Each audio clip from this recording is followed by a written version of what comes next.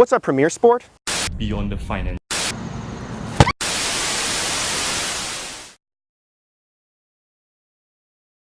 Recently, a significant increase of criminal activity has affected areas of off-campus housing at WashU. The WashU news team took to campus to interview students and find out how these issues have affected the community at large.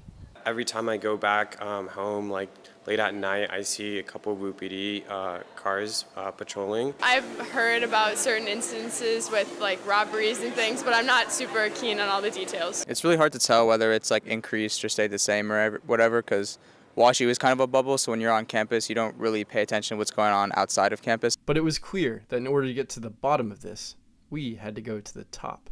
Well, I think what we're seeing is metro area wide. We've seen a focus on street crime within the area law enforcement agencies, particularly carjacking.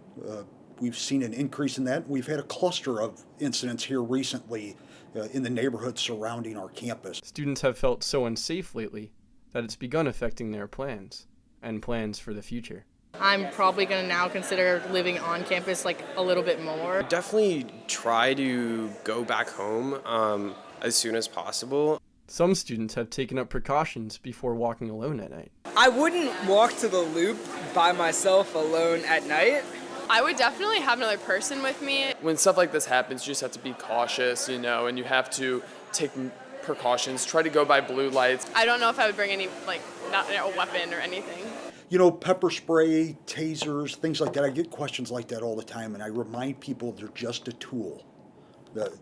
In a situation they can help you, but I always ask people when they tell, have you practiced with it? Do you know how far the pepper spray sprays out, right? Some are really weak and you have to get 2 or 3 feet from someone. You don't want that. You want that distance. So again, remembering that those are a tool, that they do not replace your instincts and your ability to pay attention to what's going on and reacting like that beforehand.